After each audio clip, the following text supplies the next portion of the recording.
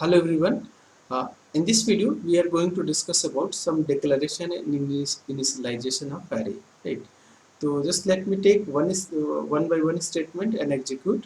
तो पहले स्टेटमेंट की बात करते हैं. तो int arr5 के अंदर हमारे पास ये 5 एलिमेंट्स, राइट, ये 5 एलिमेंट्स, ये 5 एलिमेंट स्टोर हो गए. ठीक. और इसका मेमोरी के अंदर ये ब्लॉक मेरा ऐसे बन गया. तो इसके अंदर हम डायरेक्टली ऐसे लिख सकते हैं. ये मेरा सबसे पहले ये 10 आ गया. 10, नेक्स्ट 20, 30, 40 एंड 50. ठीक. अगर मैं इस स्टेटमेंट को फर्स्ट स्टेटमेंट को एग्जीक्यूट करता हूँ, ठीक है, तो उसके लिए मुझे ये कमेंट यहाँ से हटाना पड़ेगा. तो let me remove the comment. इससे क्या होगा, इसको कंपाइलर इसको एग्जीक्यूट करेगा इस लाइन को. तो वन बाय वन स्टेटमेंट को हम एग्जीक्यूट कराएंगे और बाकी सबको हम कमेंट लगा देंगे इस पे. राइट. तो अगर इस प्रोग्राम को एग्जीक्यूट कराता हूँ तो output will be, expected output क्या होगा, सिंपल 10, 20, 30, 40, 50. बिकॉज ये लूप कितनी बार चल रहा है, 5 टाइम. 0 to 4 में 0, 1, 2, 3, 4, 5, तो 5 तक लूप चल रहा है. 5 बार आउटपुट प्रिंट कर देगा 10, 20, 30, 40, 50. राइट. तो let me execute this code. तो ये आउटपुट है 10, 20, 30, 40, 50. Very easy. This is first statement. Now अगर मैं इस स्टेटमेंट को कमेंट लगाकर इस स्टेटमेंट को ओपन करता हूँ, देन व्हाट विल हैपन इस टाइम पे. हाँ, इसमें देखिएगा, इस एरे डिक्लेरेशन में इस सबस्क्रिप्ट के अंदर कोई नंबर नहीं दिया गया है. इस टाइम पे कंपाइलर क्या करेंगे, ये सारे नंबर को वन बाय वन लेकर और अपने ब्लॉक में स्टोर करते चले जाएंगे. जैसे ये 5 एलिमेंट्स है, 1, 2, 3, 4, 5, तो वन बाय वन एलिमेंट को लेंगे और अपने मेमोरी ब्लॉक में स्टोर करते चले जाएंगे.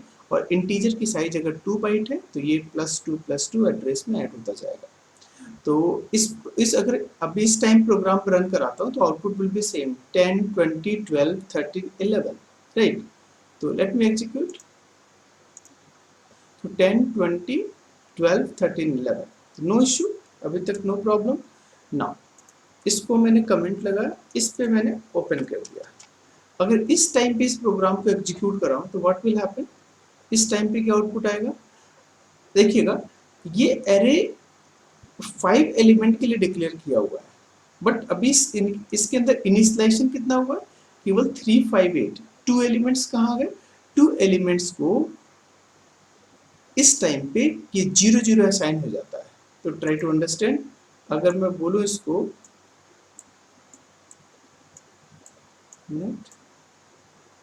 राइट, तो इस टाइम पे 3, 5, 8 तो ऑलरेडी इनिशियलाइज कर दिया गया, बट इस टाइम पे बाकी जो होंगे वो 0, 0 असाइन हो जाएंगे. तो रिमेंबर दिस पॉइंट. ठीक है. यहाँ गार्बेज वैल्यू में कंफ्यूज मत होइएगा, क्योंकि यहाँ garbage value will not assign.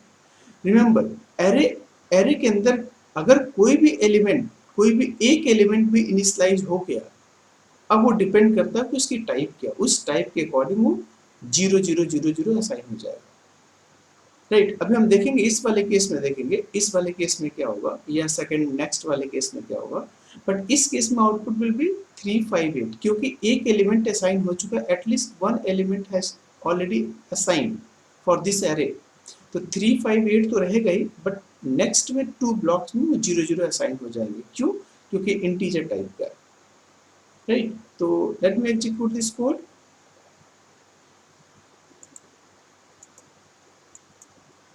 Now this is the answer. तो नाउ अब देखिएगा, अब मैं इसको कमेंट करता हूँ, ये ओपन करता हूँ. इस टाइम पे क्या होगा, इस टाइम पे देखिएगा, इस एरे के अंदर 5 एलिमेंट के लिए तो सबस्क्रिप्ट में बता दिया गया कि we will take 5 elements, but कोई भी एलिमेंट इसके अंदर असाइन नहीं किया गया है. तो उस टाइम पे क्या होगा, सारे ब्लॉक के अंदर गार्बेज वैल्यू असाइन हो जाएंगे. क्या हो जाएंगे, सबके अंदर गार्बेज वैल्यू असाइन हो जाएंगे.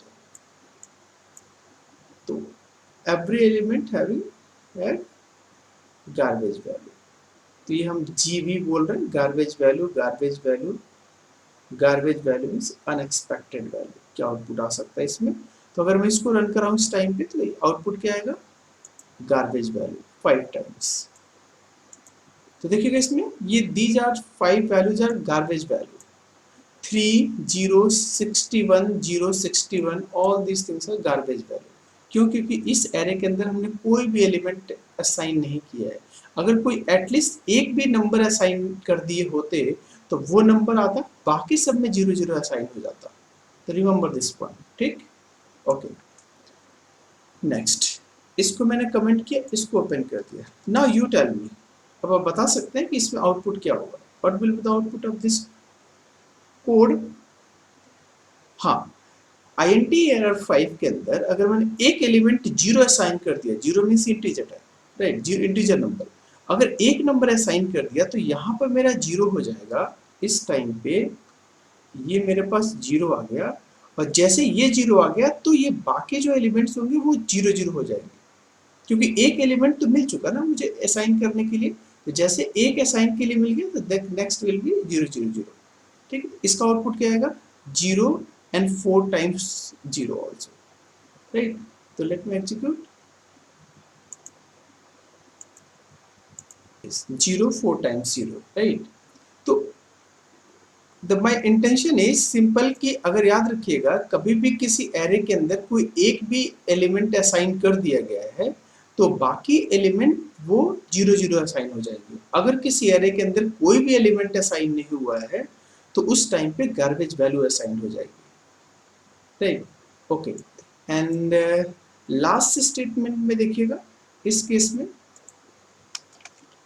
राइट, इसमें क्या है, मैंने एरे के अंदर ये 5 एलिमेंट स्टोर करने के लिए बोला जा रहा है, but we are going to store 1 2 3 4 5 6 7 8 9 10 elements store करने जा रहा है। और बाय द वे ये हमारा लूप भी कितनी बार चल रहा है? 5 टाइम तक। तो डेफिनेटली 5 टाइम तक चल रहा है तो 0 1 2 3 4, ये जो स्टार्टिंग की 5 है 1 2 3 4 5, ये तो डेफिनेटली प्रिंट कर देंगे। आउटपुट विल बी 3 5 8 1 3, ठीक है? But what will happen if I am going to execute the loop up to 10 times? अभी देखिएगा, अभी हम पहले 4 तक एग्जीक्यूट करा रहा हूं तो आउटपुट विल बी 3 5 8 1 3। यस, इस तो 3 5 8 1 3। बट अगर मैं इसी को यहाँ पर लूप में चेंज करने जा रहा हूँ, यहाँ पे लिखने जा रहा हूँ 9 1 2 3 4 5 6 7 8 9 10 है तो 0 to 9 मीन्स 10 एलिमेंट। इस टाइम पे देखिएगा आउटपुट क्या होगा, व्हाट विल हैपन?